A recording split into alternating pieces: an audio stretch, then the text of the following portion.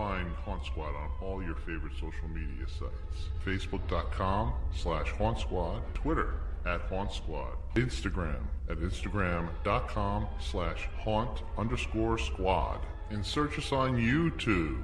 Haunt Squad, Squad, Squad, Squad, Squad, Squad, Squad, Squad. We know you'll enjoy your stay in the ultimate resort, where nothing can possibly go wrong, go wrong, go wrong, go wrong, go wrong. In a world filled with supernatural phenomena, 3 explorers of the unknown answer the real questions concerning the field of paranormal investigation. Vinny Gomez, Natalie Jane, and Mike Wolfer guide you to the depths of paranormal studies, creepy movies, games, and comics, and more from the world of horror and geek culture. Turn out the lights, turn on your EMF detector, and prepare yourself for the Haunt Squad podcast.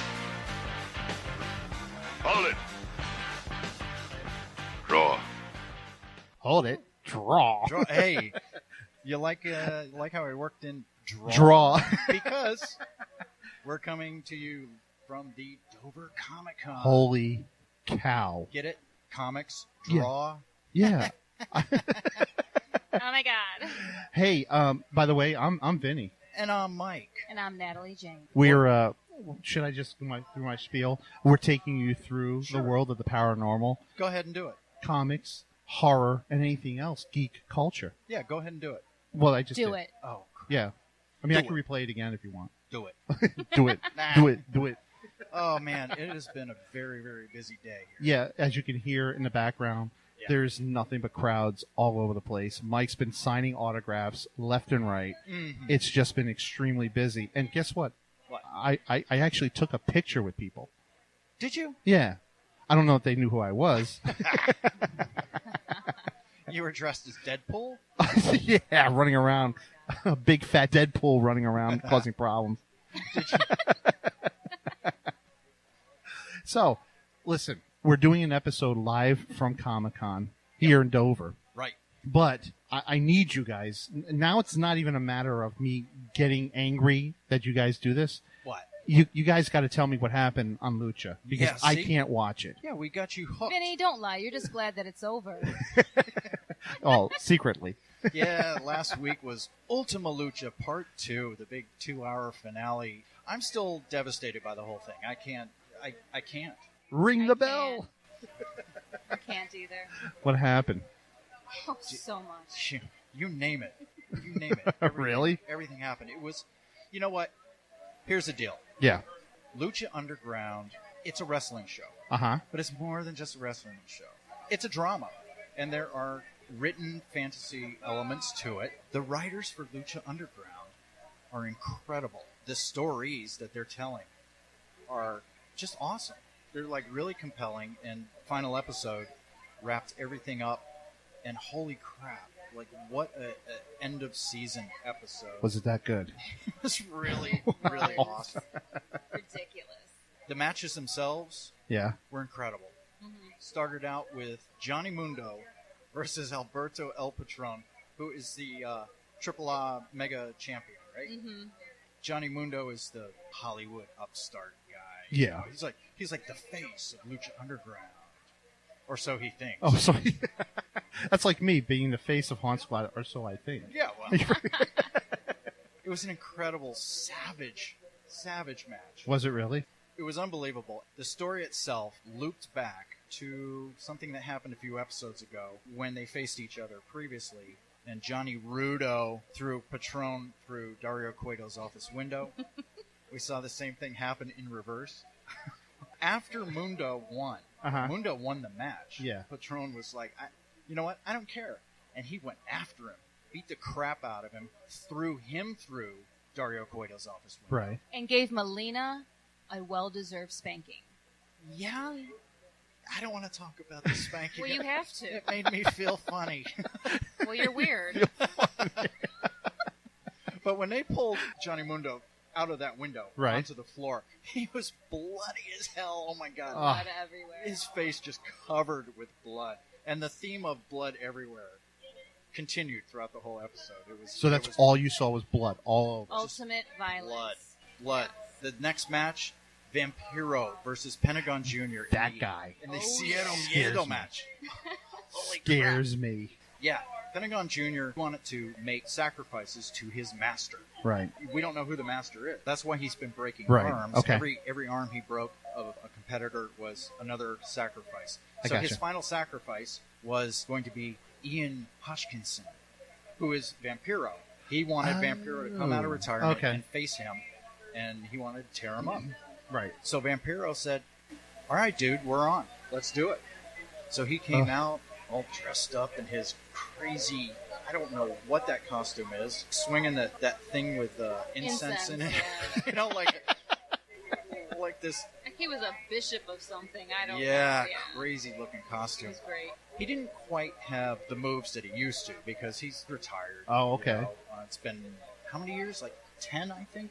Something like that. But they went at it, and Vampiro was like pulling out all the stops. He pulled out a bag in the middle of the ring and dumped it out. It was full of thumbtacks.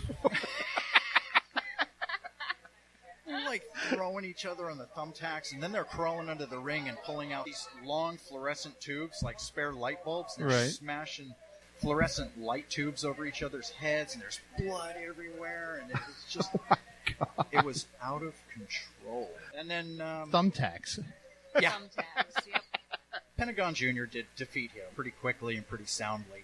And he had Pentagon Jr. break his arm. He said, "Come here and do it. Break my arm, dude." And Pentagon Jr. did. And Vampiro wanted the final word. And he got a microphone in his hand, called Pentagon Jr., and informed him that the shadowy master that Pentagon Jr. had been making all these sacrifices to Yeah. was Vampiro himself. And this was a test, a challenge. What a twist. Yep. Boy, Good it's times. good What stuff. happens next season? I don't know. I can't wait. All right. The next match? What was the next Yeah. one? The Gift of the Gods. That was off the hook. Off the hook. It was. What was it? Just a brawl? Yeah. Holy it was a cow. huge brawl. That belt that contained all of ancient Aztec medallions. That's right. That was Yes. that was what you posted on Facebook about that. Yeah. Okay, gotcha. Yeah, that was crazy. That was everybody was beating the hell out of everybody, and Right. yeah. So if anybody got a pin on anyone else, Yeah. they win. So every time somebody's down for the count, 1, 2, another wrestler would jump in and break it up. Yeah. Because they wanted to get the pin. Finally, our boy Phoenix took it, man. Yeah? He pinned Jack Evans, who was, let me tell you, that guy has got some moves. Very, very athletic. Really? And he's got some martial arts moves. And he went down, though. Phoenix took him out. So boy. Phoenix has the belt. The next match was Tejano versus Blue Demon Jr. Right, right. Again, another epic match. That was a no disqualifications match, too. That was one of the stipulations. Blue Demon Jr. Made a deal with Dario Cueto, and there was a reason behind that because he had the crew, 2/3 of them that are left, because Bale, unfortunately, died. He did. At the hands of Matanza. But that's a whole different story. Yeah, Blue Demon Jr. made a deal with the crew to back him up, and they came in and helped him out, so it was a little bit unfair, but Blue Demon Jr. took it. Yeah, Eat don't that. forget Chavo Jr. came out, and he also made an alliance with Blue Demon Jr. as well. That's huge. That's right. I don't know what's going on. Well, you'll find out in season 2. Marty the Moth Marty the Moth. Martinez. Yes, Marty the Moth Martinez started a new hashtag called Close the Gap. Hashtag Right. Close the Gap. Yeah. Which is just kind of an incentive for the producers of Lucha Underground to close that gap, fill in, they said there's a gap that needs to be filled as far as the budget. Okay. The money. Right. They're looking for a little bit of additional money because it's a very expensive show to produce. I understand. So yeah, hashtag Close the Gap for all those Lucha Click followers out there. So, do we want to yell out, ring the bell? We could. Okay, let's do it. But you know what? Hold on. No. What? Because there's one more match. What? There was one more match, the biggest match of the whole season. Prince Puma defending the title against Mil Muertes. Okay. Oh, my God. Oh, my God. It was crazy. Was it It nuts? was out of control. It was nuts, too. Incredible match. Incredibly violent. Prince Puma, incredibly gifted athlete. Uh-huh.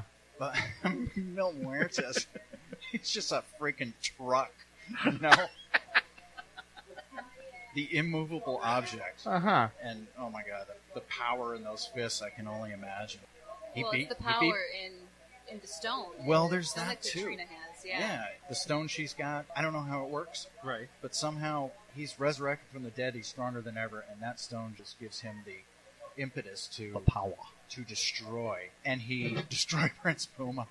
I kind of expected Mil Muertes to win. Particularly since the Disciples of Death won the trios match. I was like, uh-oh, this doesn't bode well. Because they're tied in with Mil. I'm like, yep, sure enough. Mil took it, so there's like a new age of darkness that has descended over the temple. Do you think the show was over? No, the show wasn't over. We don't even have to detail all of the vignettes at the end. But we'll try, though. You have Tejano Jr., pulling away in his truck. You have Phoenix pulling away in his Firebird. I thought that was great, man. Obviously. What kind of Firebird? A gold one. Hell Pontiac. Yeah.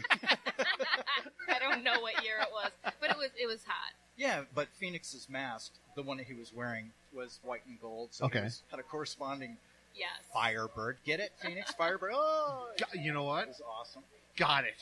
And you had Drago and Aerostar saying their goodbyes, and... Drago, he bursts into a huge ball of flame and goes back to Inframundo. I mean, and then Aerostar. He just shoots right up to the heavens. I don't know. What? He rocketed away. All of a sudden, there's this burst of light and sparks. Yeah. And Aerostar is gone. Was your head blown by this? Mind equal blow. Yes. And then earlier you had the whole thing between El Dragon Azteca and Black Lotus killed him. So now you have Cueto getting Black Lotus and Matanza together, and they are leaving the temple. Don't know where they're going, but they're getting the hell out of there. Black Lotus, grab the money. Hold on, let me grab my Red Bull. And it's not a Red Bull, it's an actual Red Bull off of his desk, that Red Bull statue. They threw Matanza in the U-Haul, and they split. I don't know. And Vampiro and Pentagon Jr., they're like buddy-buddy now, which I can't believe that Pentagon Jr. was so passive. Yeah, that's a good word. He looked happy. Just like, he was like, Father? Daddy? It was kind of touching. He was like, Vampiro, where are we going? And Vampiro says, someplace dark. Do you really think that this is a relationship that it says it is? Or is it just another twist on top of a twist that he's going to turn around and say, I wasn't your master. I don't know. I killed your master. Did Darth Vader take it back when he revealed that he was Luke's father? No. Yeah. But this is Lucha Underground, so maybe. Anything can happen with Lucha Underground, I guess. There was one more thing that was really cool. There was one more thing with Marty the Moth and Sexy Star. Oh my god. Marty. He's just straight lost it. And you know what? We should have seen it coming. We should have known from the beginning that he was out of his freaking mind. Yeah. They do a vignette, in the back in one of the dark rooms. Marty the Moth is like playing with an overhead light bulb, like what the hell? Like a moth to a flame, Sure. And then we find out he's got Sexy Star wrapped up in what looks like a cocoon, and he's rambling on like crazy shit, and was talking about his sister. Yeah, he's like, wait until you meet my sister. I'm wondering if he's thinking he's going to transform her into his sister, because he's put her in a cocoon. And get this. Watch this. Watch how clever this is. I'm watching. Throughout this entire season, part of Sexy Star's costume, when she comes out at the top of the stairs to get ready to enter the ring, dun, dun, dun, dun, dun, dun. And they play the music. It's an awesome theme song. She unfurls these sort of like wings. Yeah. That's part of, like she puts her arms wide and she kind of has wings and she kind of swings them around and it's very cool looking. And I'm thinking, almost like a butterfly. Yeah. almost like a moth. Yeah. So I she's- never thought of her having wings, and now Marty the Moth has captured her, and he's, I don't know what's going on. But hashtag close the gap. Por favor. Are you freaked out as I am? I'm watching a statue walk past us right now. I forget what that's from. Some angel. Is it from Doctor Who? I have no clue. I'm Or not sure, but Torchwood, it's Dr. pretty Who awesome. Ranger? Uh, This Wow. person looks like a marble statue. Yeah. I wanted to take a Unbelievable. picture of him. I don't know if I'm going to turn around. There's been a lot of really cool costumes. Yeah, throughout. you know, There I have to has, admit, a lot of really interesting and well thought out costumes. Oh, yeah.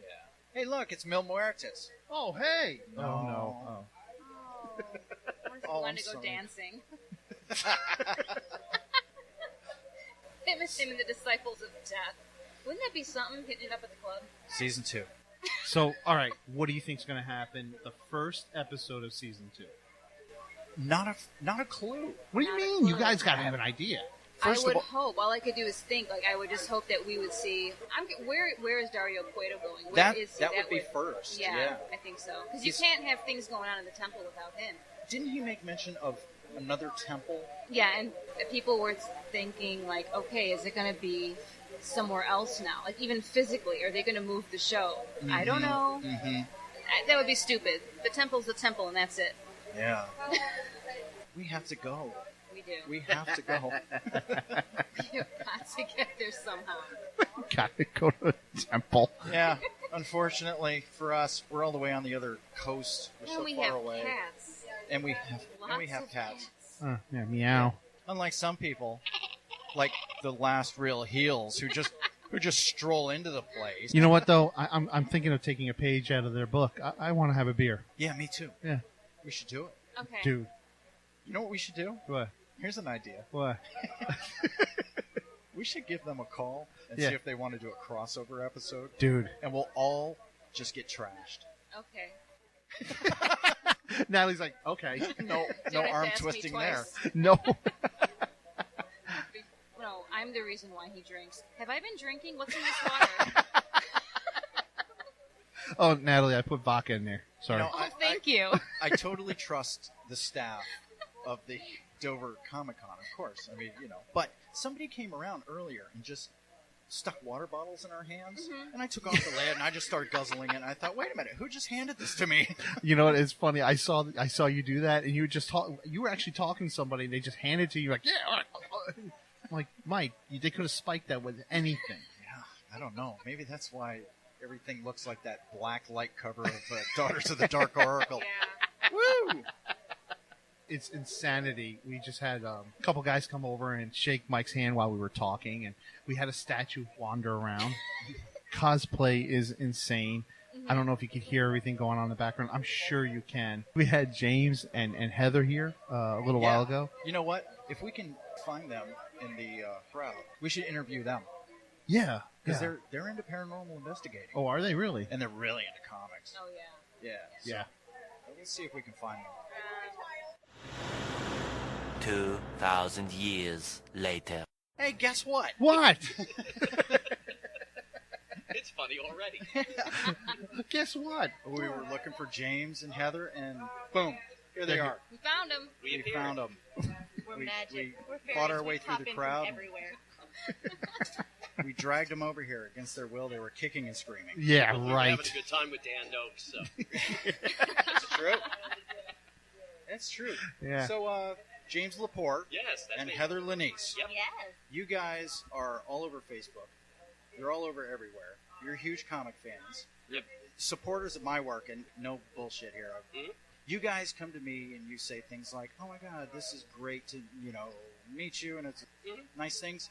It's an honor for me to meet you guys because you support me, and you always have great things to say about me and my work, and you guys are why I do what I do. Mhm. I'm not in it for the money.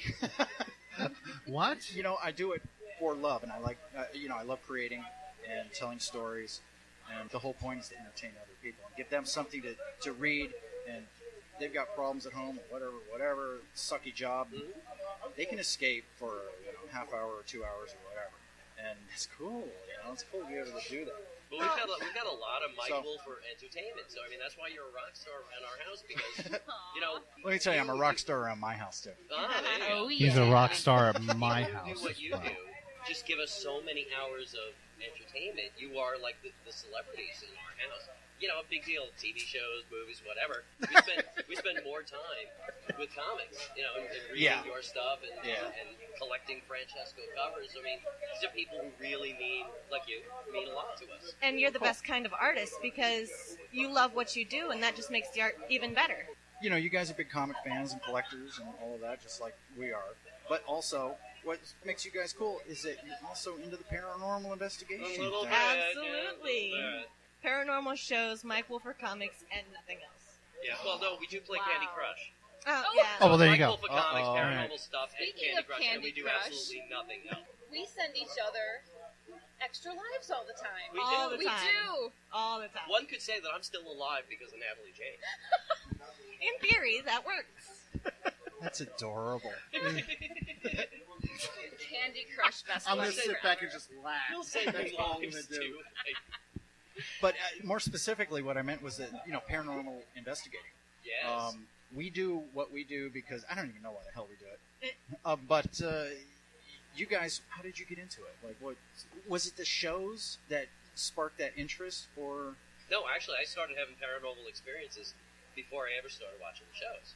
And then that got me interested in watching the shows from having real life experiences. Because we're down in Southern Maryland, and that's like a super paranormal hotspot. Yeah, I mean, there's yeah. one plantation after another. There's original slave cabins and things like that. A million graveyards. There's a lot of stuff. We're gonna coax you guys down to our neck of the woods. Yeah, and well, take you to some of the plantations and the lighthouse.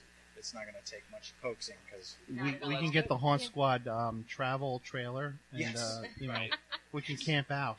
we can do Well, that. Heather will make a double-sized batch of her famous spaghetti sauce. I'm in. I'm That down. gets comic celebrities from all over. There you go. I'm done. And meatballs, He makes I the make meatballs. She makes the sauce. Natalie. I will bring the veggie meatballs. There you go. Are you a vegetable-tarian? Yes. Vegetable-tarian. That's funny. Oh, Heather, is But there Heather, meat in your speaking of sauce? Okay. Listen, There is, but I can take it out. I'll make it veggie for you. thank you. You heard it here first, folks. I'm so Yeah, complicated. we can't call it your famous sauce, and now it's the untried, untested. Thanks a lot for ruining it, Natalie. Zucchini sauce. I'll just bring my own. I don't want to ruin your guys' time. Speaking of zucchinis, Mike, I love Widow X. Oh! Hey, hi. You know what? I'm gearing up to do another Indiegogo campaign for a We're book in. Let for me a just book give you my called charge card right now. Maximum Widow. And No, it's I going thought to it was be the maximum zucchinis. That's zucchini. there's some of that in there too. Holy crap, you guys!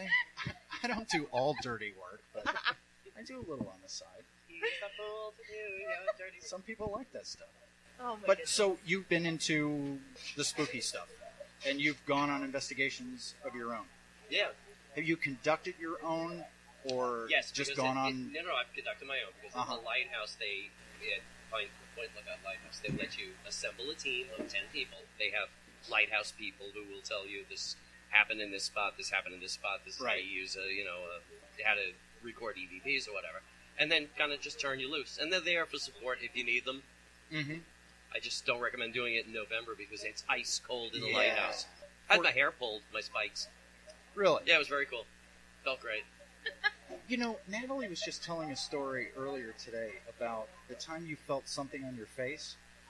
Yes. Yeah, it was. We were investigating a private residence, and I felt.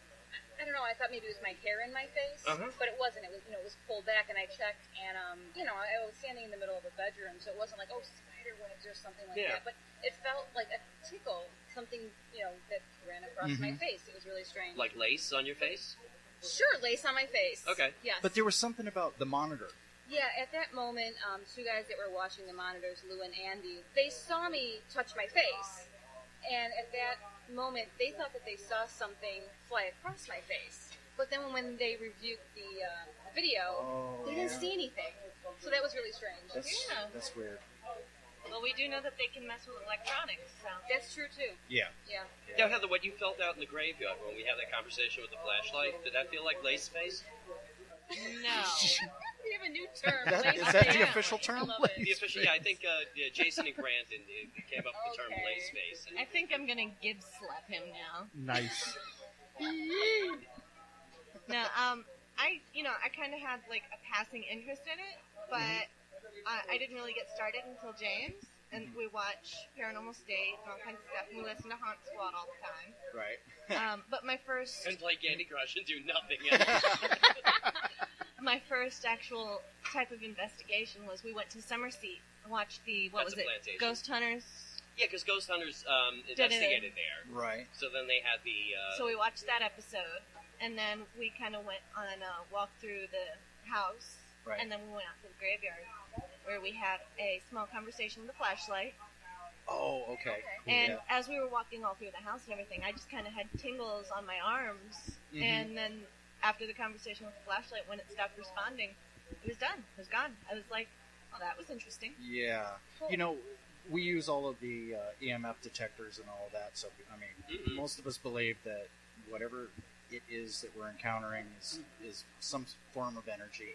And the goosebumps and the feelings that we get, there's no way to record and gauge that. Or we can only chalk that up as a personal experience. But if you feel it, you know it happened.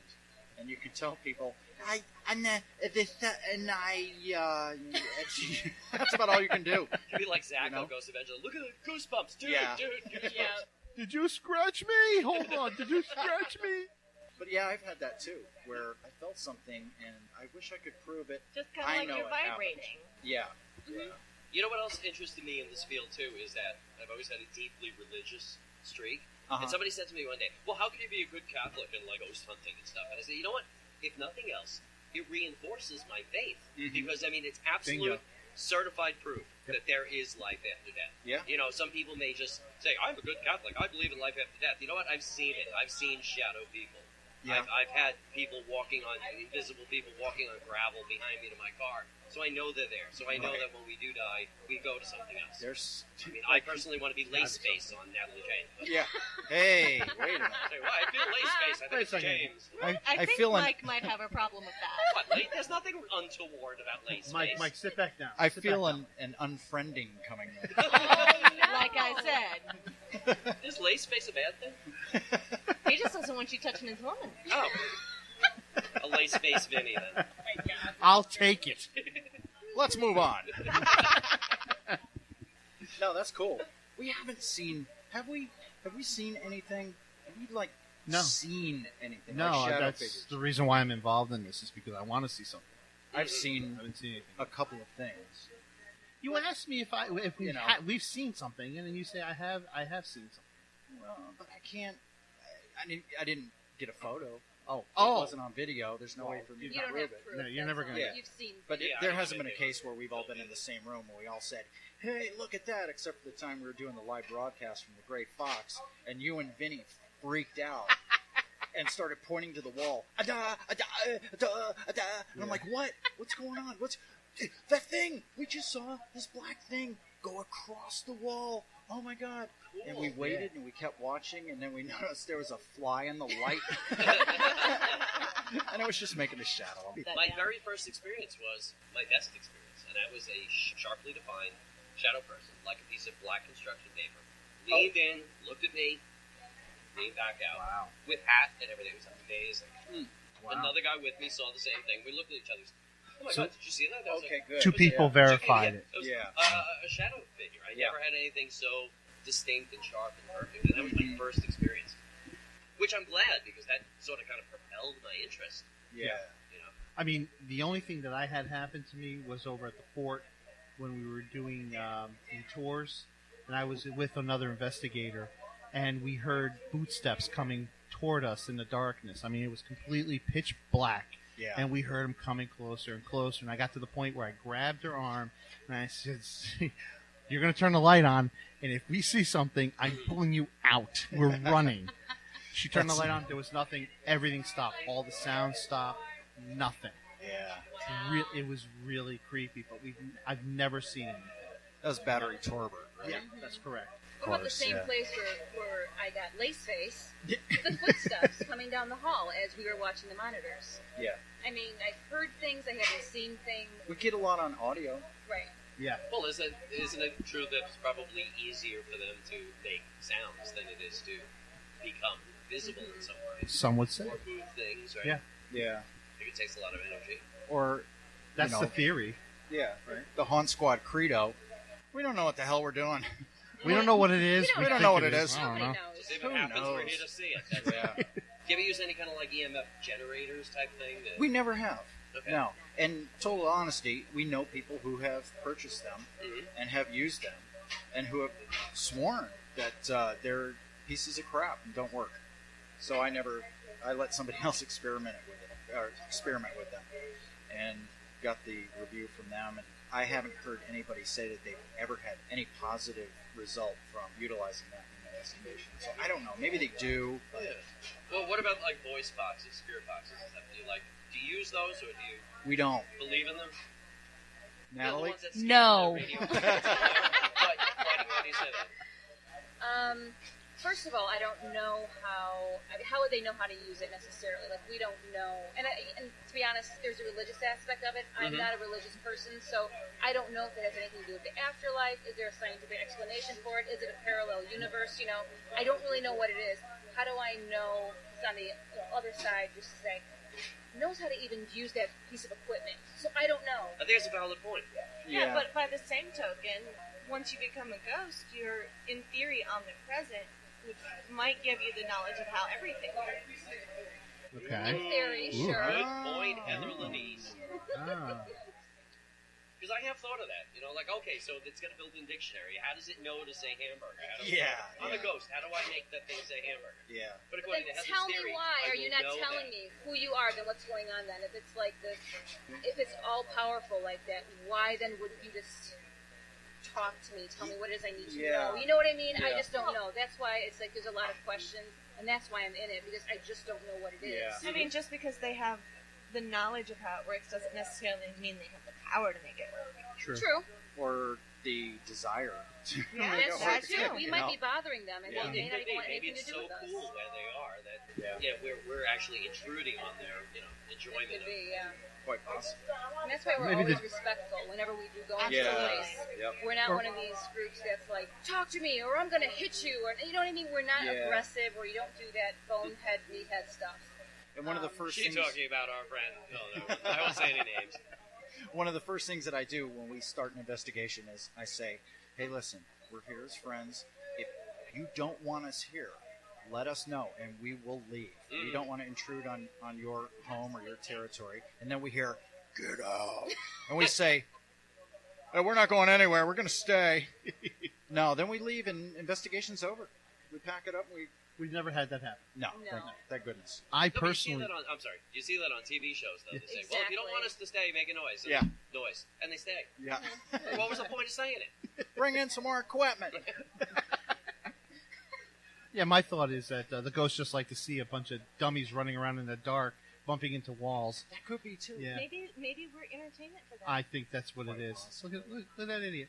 Look at that fat guy standing there asking questions. Look at the other guy with the long hair. First off, where do you get the long hair from? Yeah. How does he keep it clean?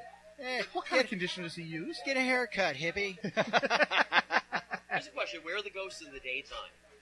They're still there. Yeah, they're hanging out. hiding Why in does the everybody basement. investigate at night? We answered this question on a recent podcast. They hide in the basement during the day. Less traffic, Well, less there's noise. less noise contamination from outside. Light contamination. Also, too, the places that we investigate, people have jobs during the day, and they're just not there. Yeah, and they're, or a place to be open for business. And Right. We have to go Yeah. in for closing hours. Right. Right, Maybe you can't right. see orbs Yeah. in the daytime. Right. What's your Well, thought on, that's what's your why I thought said on- light Yeah, what's contamination. your thought on orbs? It's bonk. Is it really? Natalie? Bugs. Always, Dust. always bugs? 100%? Dust. Dust I and have bugs. never seen a legitimate I'll just say- orb. No. Mike has possibly seen a legitimate orb. Yeah. Okay. Everybody watched the ghost shows, and they all got familiar with the term orb. And on the shows, an orb is described as anything that flies past the screen on the infrared night vision camera. It's always bugs and dust and stuff. I've never seen any.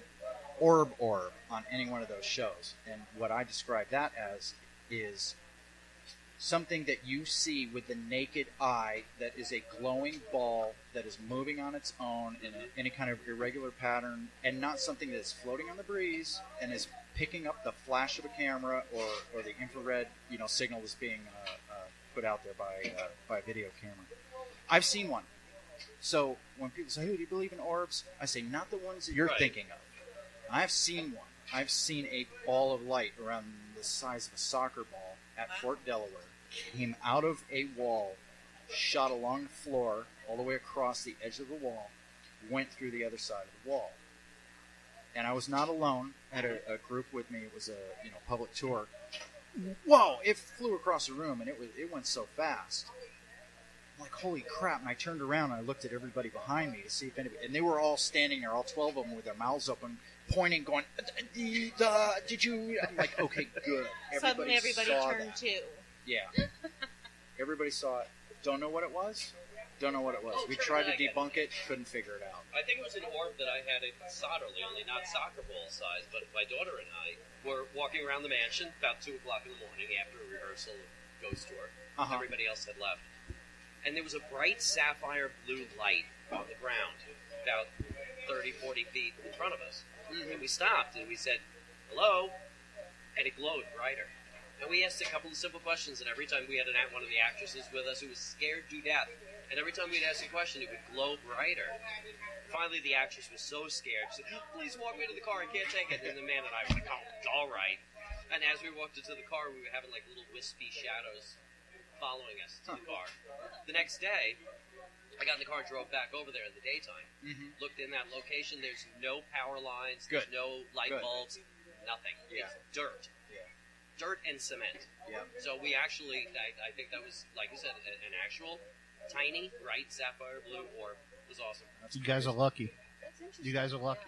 And that's great that you went back to check it out. I had to see if there was something there.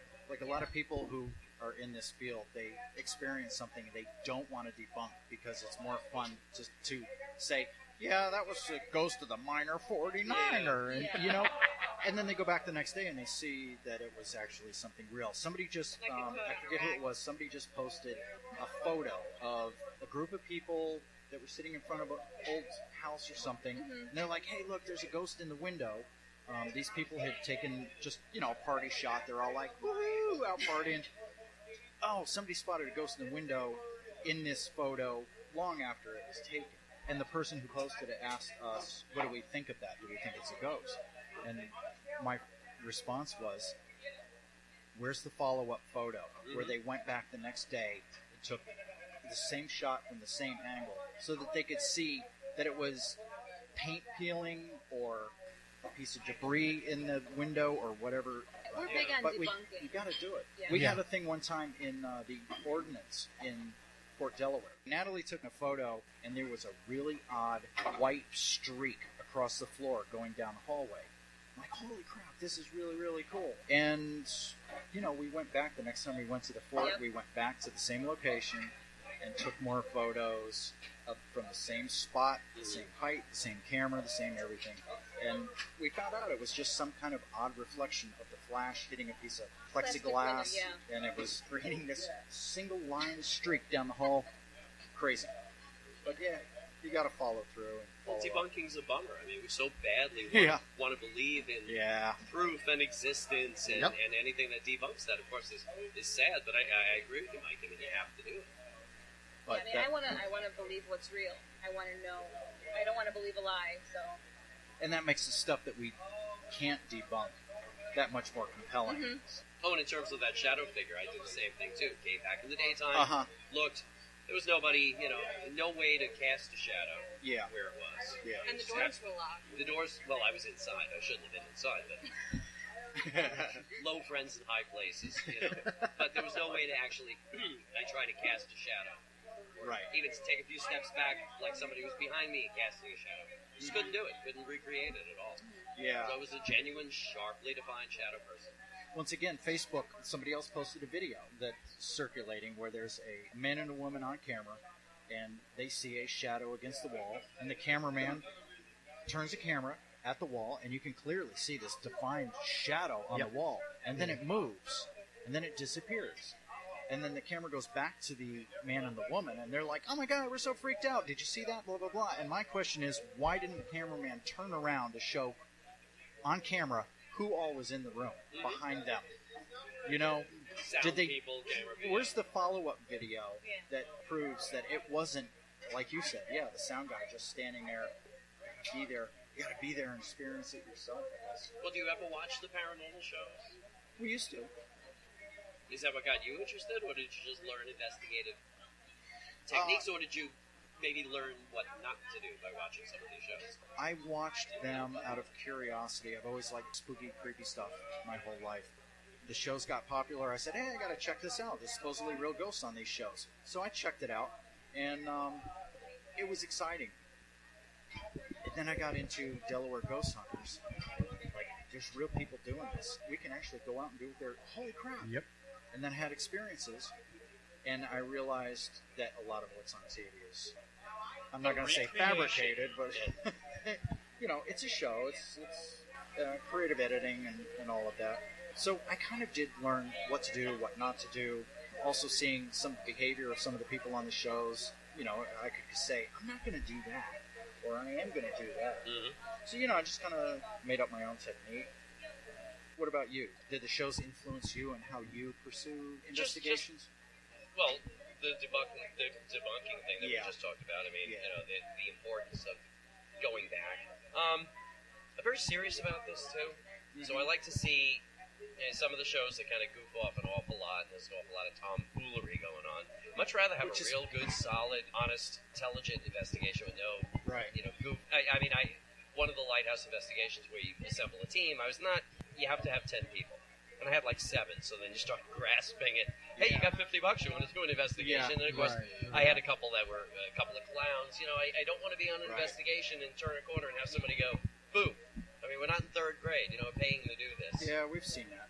Well, anytime you deal with the public, you know, there's a lot of people who come in there and, you know, they're spending $30, $40 and they want to have a great time, and they go out and have a bunch of drinks and they're screaming and yelling and scaring each other. But you know.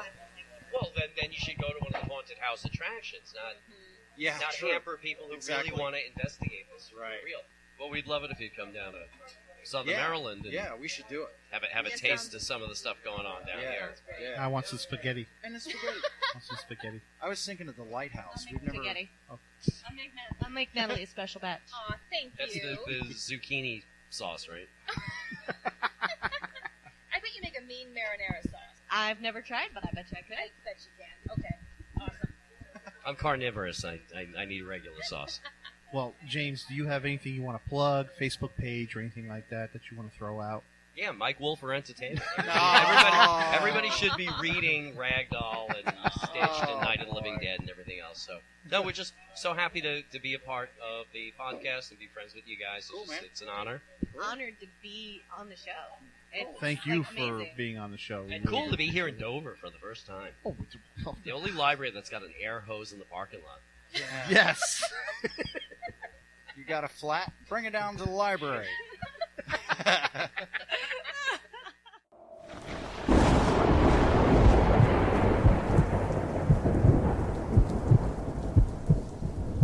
Unseen forces, both tangible and intangible, both visible and invisible, things we know nothing of, the natural and the supernatural.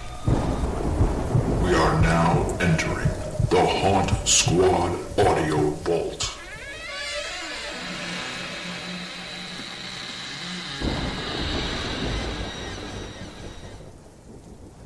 Oh, crap. It's a 3rd key I've broken off in that lock.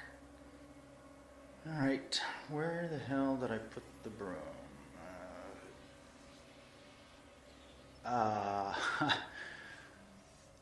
You know, I can see you back there in the shadows.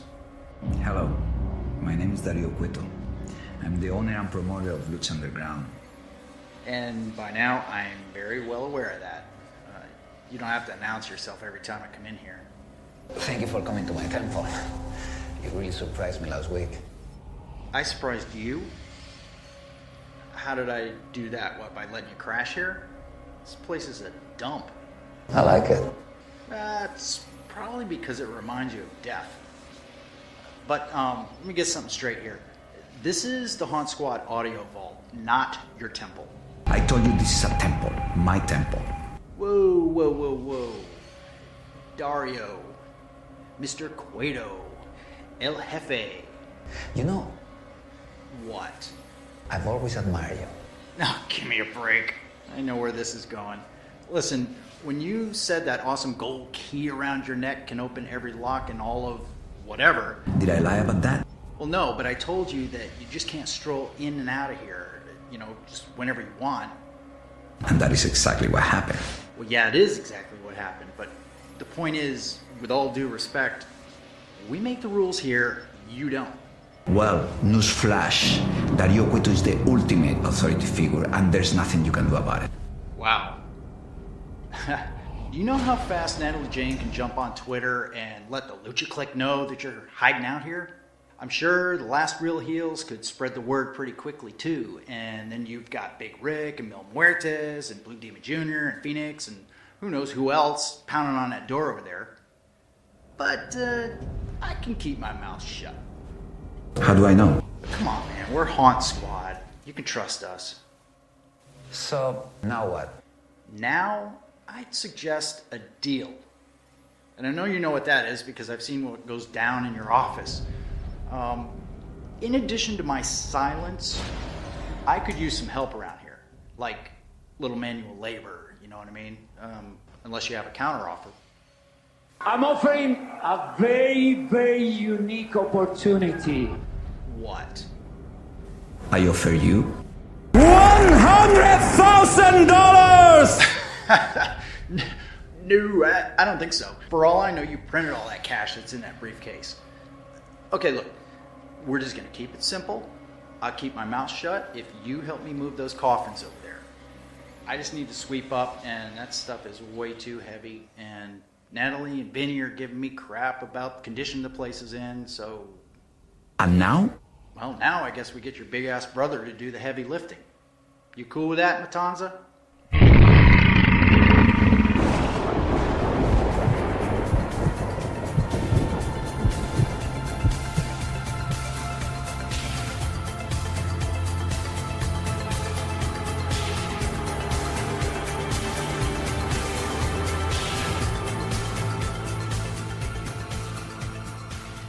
I'm gonna hang up this money from the rafters of my roof because we're having a $100,000